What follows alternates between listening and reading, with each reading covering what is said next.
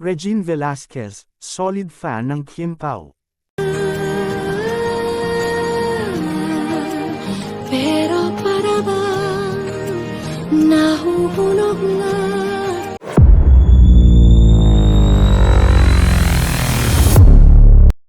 Nadagdagan na naman ng isang solid ang milyon-milyong fans ng Kim Pao nina Kim Chu at Paulo Avellino at ito ay ang Asia's songbird na si Regine Velasquez Alcacid.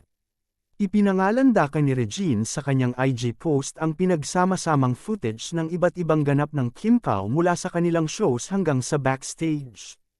Naglalaman ang post ng mga harutan, kulitan, lambingan nina Kim at Paulo sa mga ginawa nilang mga show sa iba't ibang lugar at appearances sa studio ng kapamilya. Mayroon pang eksena na binuhat ni Paulo si Kim na isa sa pinakapasabog na lambingan ng dalawa. Nag-effort si Regine na iposte ang compilation na sinahugan ng latest single nitong di sinasadya. Bawat titigan, ngitian, lambingan ng Kim Pao nilapatan ito ng mga letre sa awitin ni Regine.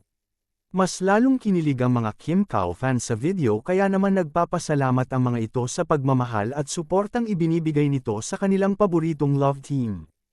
Umani rin ng kasiyahan ang kapuso star na si Sheena Halili sa naging reaksyon nito sa post at sinabing kilig ako sa kanila.